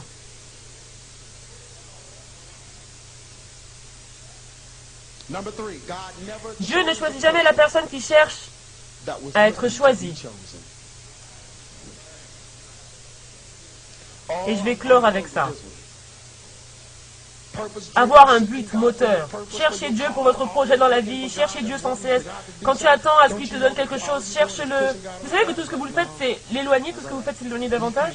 Dieu dit non. Toi, tu dis, allez, Dieu, vas-y. Dis-moi ce que je dois faire. Allez, j'ai besoin de savoir mon but. Dieu dit non, désolé. Mais Dieu cherche et il trouve quelqu'un qui est débordé déjà par la vie. Il va le voir et il dit, écoute, j'ai besoin que tu fasses quelque chose. Mais la personne dit, Seigneur, je fais déjà cela. Il ne veut même pas le faire. Et Dieu dit, mais j'ai besoin de toi. Mais Seigneur, je ne peux pas. Vous vous rappelez de Moïse? Je ne peux pas parler. Dieu dit, quelqu'un va parler pour toi. Mais Dieu, tu es la mauvaise personne, je ne peux pas faire ça. Et Moïse pensait faire reculer Dieu avec ça. Mais en fait, il se rendait encore plus crédible aux yeux de Dieu. Plus il disait, je ne peux pas, je ne veux pas le faire, c'est exactement quelqu'un comme ça qu'il fallait à Dieu. Parce que quand tu le feras, tu ne l'utiliseras pas comme une opportunité de te grandir toi-même. En d'autres termes, tu n'as pas besoin que je fasse de toi quelqu'un. Alors c'est toi que je veux. Comprenez bien ce que je veux dire. Ne perdez pas la tête à cause de moi. Comprenez bien. Tu as besoin de Dieu comme ton Dieu, mais tu n'as pas besoin de son estrade pour t'élever. Tu sais que ton boulot, c'est de prendre soin de ta famille, prendre soin de tes enfants, être un véritable homme. Et parce que quelqu'un remplit ses cases, Dieu le choisit. La personne ne va pas passer son temps à prier pour pouvoir aller se vanter de son ministère un peu partout. Eh bien oui, j'ai ce nouveau ministère, tu sais, j'ai besoin de savoir si tu as besoin de moi. Au téléphone, oui, Dieu m'a appelé, vendant tes cassettes et tes DVD, faisant du commerce, c'est ce que le diable faisait. Essayant de faire ta promotion, oui, tu dois me laisser prêcher dans ton église, mon frère. Je serai dans ta ville, mercredi. Je veux savoir si je peux venir, j'ai une parole pour tes brebis.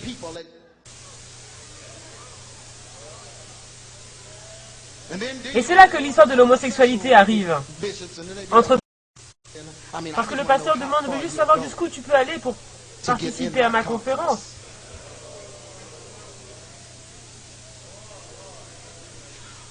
C'est une parfaite mise en scène. Vous écoutez ça? J'ai presque fini. C'est la fin, je promets. La vraie adoration. Maintenant, comprenez quelque chose. Vous n'êtes pas capable d'adorer Dieu avec le moi. L'adoration, c'est pas de la musique. La louange, l'adoration, c'est pas de la musique. C'est nous qui l'avons restreint à la musique. Alors, le diable est venu. C'est comme ça qu'on a approuvé l'ennemi dans nos assemblées. C'est pour ça que le diable nous dicte la musique qui rentre dans nos églises. Les chrétiens ne chantent pas les chansons, à moins qu'elles n'aient été enregistrées dans un album, qu'elles soient jouées à la radio, rythmées par un homosexuel. Oh, le diable a récupéré sa place, mes frères. Le diable a tout mis en place maintenant. Toutes les musiques, tout ce qu'on chante a été chanté avant. Il n'y a plus de spontanéité dans l'église. Il n'y a plus de chansons du Seigneur qui naissent dans l'assemblée. Non, on veut juste chanter ce que tout le reste chante. Et à moins qu'un homosexuel qui a vendu son âme au diable n'enregistre cette chanson, on n'en veut pas. Quand la personne fait de la musique, elle écrit des chansons, on dit oh non, c'est immature. Mais dès qu'elle devient gay et signe un deal, devient populaire, maintenant ces chansons sont prêtes pour l'église. Avez-vous déjà pensé à ça? Pensez-y. Quand la Bible dit, dans le livre des psaumes, chantez pour le Seigneur, un chant nouveau. Un chant nouveau. Pourquoi n'y a-t-il pas de chant nouveau enfanté par l'Église? Vous savez que si chacun enregistrait les chansons de ses frères, il n'y aurait pas d'industrie de la musique. Ne savez-vous pas que si chaque assemblée avait ses propres chansons, il n'y aurait pas de programme homosexuel?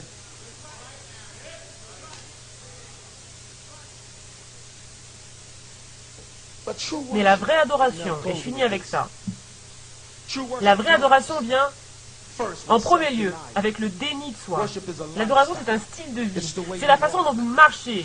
Comprenez cela. C'est la façon dont vous parlez, vous comportez, la raison pour laquelle Dieu vous a créé. L'adoration de Lucifer au ciel, c'était la réflexion de Dieu sur ses bijoux, quand Dieu se voyait dedans.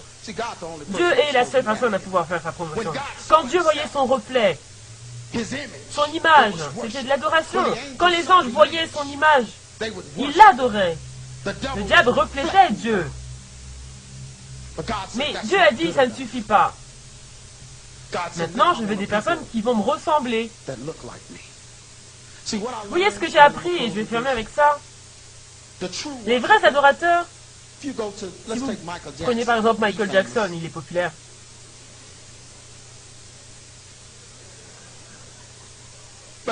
Le vrai adorateur, ce n'est pas celui qui va à son concert. C'est pas celui qui tombe dès que Michael Jackson commence à chanter et danser. C'est pas la personne qui va au concert et crie, hurle, perd la tête. Vous savez ce qu'ils font. Ils font même ça dans les concerts chrétiens maintenant. C'est pas celui-là. C'est pas de la vraie adoration. Le vrai adorateur de Michael Jackson, c'est la personne qui, lorsque Michael Jackson n'est pas de passage dans sa ville, porte ses accessoires dans la rue.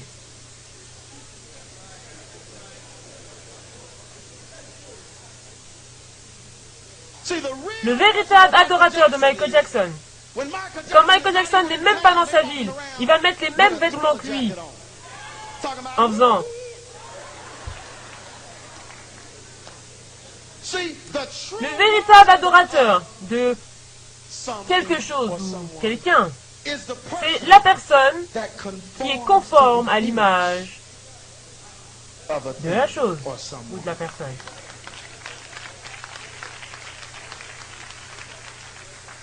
Donc Dieu cherche. C'est pourquoi l'homosexualité, et je sais que je ne fais qu'en parler, mais c'est un problème. Parce que les prédicateurs se lèvent et ils sont gays, les musiciens se lèvent, ils sont gays, la chorale elle est gay, tout le monde homo. C'est pour ça. C'est parce qu'en tant qu'homosexuel, il ne représente plus l'image de Dieu. Donc le diable veut démolir la véritable adoration. La Bible dit en ces termes cela. De leur bouche ils m'honorent, mais leurs cœurs sont éloignés de moi. En d'autres termes, quand Lucifer était au ciel, il faisait son boulot.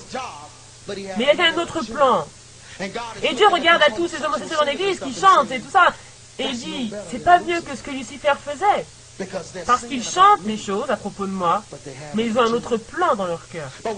Mais ce que Dieu dit, c'est que les vrais adorateurs du Dieu vivant me ressemblent.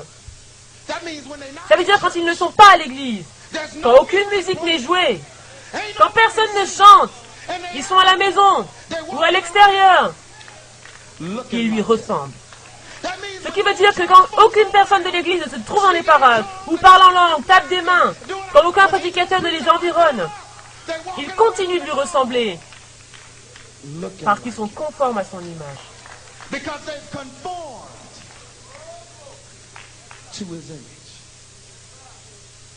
Je me rappelle mon fils et moi, je vais terminer avec ça. Mon fils, London, on était dans un magasin électronique. Donc on marchait à l'intérieur, je marchais devant lui, il marche toujours derrière moi, donc je dois sans cesse regarder derrière pour voir s'il est bien derrière moi, parce que lui et moi on est un peu petits, vous voyez, les deux. Donc on marche dans ce magasin et le Saint-Esprit me dit, regarde derrière toi. Et je regarde mon fils, et je marche, comme j'ai toujours l'habitude de marcher, différent, et je regarde London, il est derrière moi, il regarde mes pieds et il essaie d'imiter exactement ma démarche. Et il regardait comment mes bras se balançaient en essayant de faire la même chose. Je me suis retourné et j'ai dit, regarde ce mini-moi. Ensuite, il y a eu ce sentiment qui est venu en moi comme, mince, je suis si fière de ce que ce garçon fasse tout comme moi. Et le Saint-Esprit a dit, c'est comme ça que Dieu se sent. Quand on marche comme lui, quand on imite ses pas, quand on parle comme lui, quand on lui ressemble, quand on règle nos affaires comme lui, quand on fait du bien comme lui, quand on se soucie des autres comme lui, quand on aime nos femmes et nos maris comme lui, quand on traite les gens aussi bien que lui le fait, quand on juge le péché comme lui. Voilà la vraie adoration. Que chacun se lève.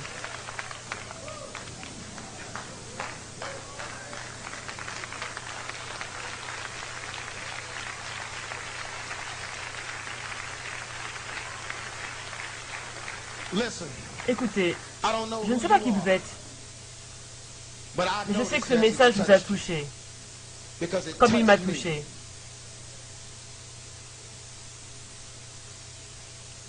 D'une façon que je n'avais jamais expérimentée avant. Et je sais que Dieu a touché votre cœur avec. Je ne sais pas par quoi vous passez, je ne sais pas comment est votre vie, mais Dieu dit qu'il y a des choses pour lesquelles vous n'avez plus à vous faire de soucis. Car les choses que vous traversez finiraient par vous anéantir. Tu ne peux pas rester dans cette situation. Tu ne peux plus chanter comme ça à propos de lui. Tu ne peux plus continuer à dire à tes amis tu es sauvé, dire que Dieu est Dieu. Maintenant, non. L'heure est venue pour toi de lui ressembler. Maintenant, l'heure est venue d'être vraiment conforme à son image. Ça veut dire non au péché, non aux amis, non à certaines personnes, non au diable spécialement. Plus de moi, moi, moi, moi. Je ne vais pas continuer à faire semblant d'être quelqu'un de mieux, semblant d'être meilleur sous prétexte que quelqu'un de stupide m'a frappé, m'a violé ou fait quelque chose de la sorte, ce qui m'a fait entrer dans ce style de vie où il faut toujours prouver que je suis OK. Dieu dit cela ne me ressemble pas. Ça ressemble plutôt à Lucifer. Ça ressemble à Satan. Mais ce n'est pas mon image. C'est la sienne. Tu marches dans la rue en essayant d'être approuvé, d'être quelqu'un. Lisant tous ces livres, écoutant tous ces prédicateurs vous disant « Aime-toi, embrasse-toi tel que tu es. Célèbre-toi, sens-toi bien par rapport à tes accomplissements. Oui, tu as fait des erreurs, mais Dieu va les tourner en bien. » Oublie tout ça. C'est le temps pour toi de confronter ce démon d'affectation.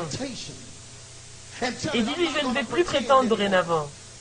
Je ne vais plus jouer, mais je vais plutôt marcher dans la vraie délivrance. Et je vais ressembler et parler comme...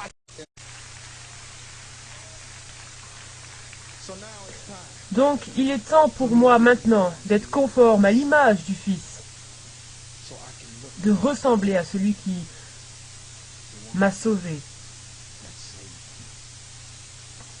Que chacun incline sa tête. Père, je prie, je ne sais pas où ces DVD sont allés, où ils iront. Mais Père, je sais que ce message vient de ton cœur. C'est vrai, ça a l'air dur pour certaines personnes parce que nous vivons à une époque où tout doit sembler beau, aider à se sentir mieux. Rien ne doit être dénoncé. Rien n'est mauvais. Mais Seigneur, je sais au plus profond de moi que tu m'as donné ces paroles. Et je crois que même dans cet endroit maintenant, tous ceux qui écoutent dans cet endroit, il y en a ici dont les mamans n'étaient pas présentes pour les empêcher de lire cette lettre. Il y a quelqu'un qui n'avait pas de gardien dans la maison. Et l'ennemi a pu lui transmettre l'affectation. Mais maintenant, Seigneur, tu ne m'aurais pas donné le pouvoir de dire ce message sans me donner aussi le pouvoir de délivrer. Donc, au nom de Jésus, je déclare que tous ceux qui entendent le son de ma voix et qui savent que c'est là que se trouve leur problème, ton père t'a peut-être tapé ou ta mère, quelqu'un t'a abusé, t'a blessé, quelqu'un t'a négligé, quelqu'un t'a fait quelque chose, et maintenant tu vis toute ta vie pour cacher cela, pour prouver que tu es mieux que ça. Tu as été blessé et écrasé. Donc tu as utilisé l'Église, tu as utilisé tes talents, tu as utilisé tes dons, tu as utilisé tes capacités pour prouver quelque chose. Mais Dieu dit, je t'aime au-delà de tout cela. Et j'aime le toi que j'ai créé. Si je m'adresse à toi, ça s'arrête aujourd'hui. Je veux que tu viennes devant et que tu te tiennes ici. Allez, dans toute la salle, ça s'arrête aujourd'hui. Allez, prédicateurs, venez m'aider. Ça s'arrête aujourd'hui. Ça s'arrête aujourd'hui. Ça s'arrête aujourd'hui. Si vous voulez vous agenouiller, faites-le. Vous avez peut-être fait une erreur. Vous avez peut-être raté les choses. Vous avez peut-être couché. Et maintenant, le diable a une entrée dans vos vies. Et il n'arrête pas de remuer le couteau dans la plaie en permanence. Et tout tourne maintenant autour de vous. Et vous n'arrêtez pas de vouloir prouver que vous êtes normal. Mais Dieu dit, laisse-moi t'approuver. Laisse-moi approuver tes bonnes œuvres. Allez, gardez vos têtes inclinées. Personne ne devrait regarder. Allez, avancez-vous. Je me moque si vous êtes vieux ou jeune. Je me moque de l'âge que vous avez. Tu sais ce que tu traverses. Mais Dieu dit que les choses ne doivent pas rester ainsi. Au nom de Jésus, Dieu délivre de toutes choses. Homosexualité, lesbianisme, ça peut se faire maintenant. Allez, viol, violence. Ça peut s'arrêter maintenant. Je suis fatigué de suivre des hommes qui ont les mêmes problèmes et qui jouent la cornemuse avec mes émotions, avec mes blessures. Des gens qui me promettent des solutions, qui n'ont même pas marché avec eux. Qui me promettent des solutions qui ne marchent même pas dans leur propre maison. Qui me promettent des délivrances alors qu'eux-mêmes ne sont pas totalement sortis de là. Me promettent des miracles alors qu'eux-mêmes n'en ont pas. Me promettent ma saison, mon apogée alors que tout ne sert qu'à les élever eux et à les célébrer. Allez maintenant, jeunes hommes, jeunes femmes, vous êtes jeunes, ça vient juste de vous arriver. Mais ne vivez pas votre vie comme ça, ne couchez pas avec cette fille. Ne couchez pas avec ce garçon, ne cherchez pas à prouver que vous pouvez le faire. N'essayez pas de prouver que vous êtes normal. N'essayez pas de le prouver. Mais venez ici et laissez Dieu le faire. Allez, maintenant. N'allez pas en enfer à cause de l'homosexualité. N'allez pas en enfer à cause du lesbianisme. N'allez pas en enfer alors que vous avez l'opportunité d'être délivré, libéré. Renoncez à vous-même. Renoncez à vous-même. Renoncez à vous-même.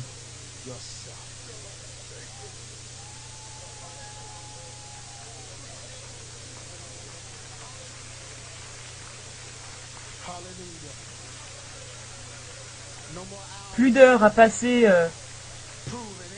en faisant semblant, en prouvant quelque chose. Dieu dit, je m'en occupe. Il dit, apprends à te montrer plutôt recommandable à mes yeux. Allez maintenant. Écoutez, je vais faire quelque chose. Je vais faire quelque chose rapidement, ça va juste prendre quelques minutes. Il y en a ici qui ont des tatouages sur leur corps. Ceux qui ont des tatouages, des jeunes hommes, des femmes qui se sont fait des piercings. Vous saviez que ce piercing était attaché à quelque chose dans votre ancienne vie, être cool, paraître macho, quel que soit ce que vous vouliez être. Dieu veut totalement vous libérer. Je veux que vous formiez une ligne ici. Est-ce qu'on peut emmener de l'huile? On a besoin de frères et de sœurs. Lève ta main, frère Kevin. Je veux des femmes ici sur les marches. Je veux des hommes ici. Je veux des hommes de Dieu de ce côté-là et des femmes de Dieu de l'autre côté. On va prendre de l'huile et on va l'appliquer sur votre tatouage, qu'importe où il est.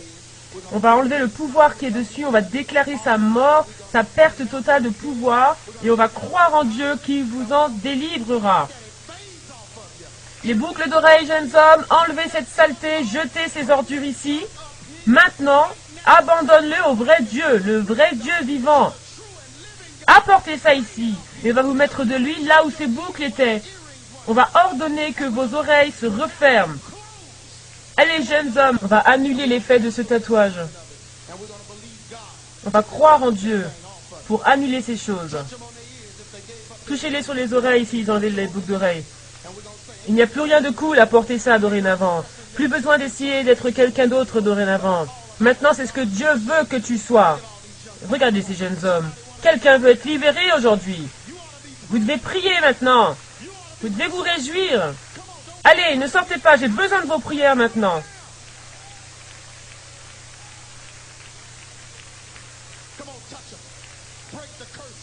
Allez, annule le pouvoir qui est dessus. J'annule le but spirituel de cela, dis-le. Ce projet est mort. Ça n'a plus aucun effet dans le nom de Jésus.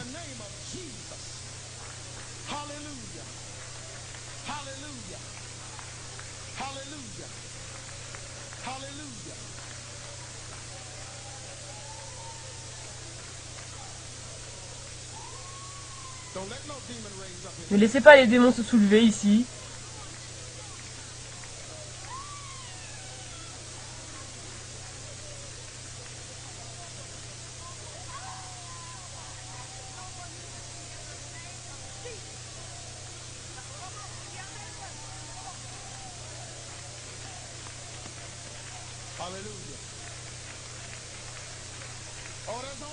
Il n'y a qu'une seule superstar ici. Il n'y a qu'une seule superstar ici. Il n'y a qu'une seule star qui brille ici. Il n'y a qu'une seule personne qui va être élevée ici. Et c'est la personne de Jésus-Christ, le roi des rois, le sauveur de l'univers.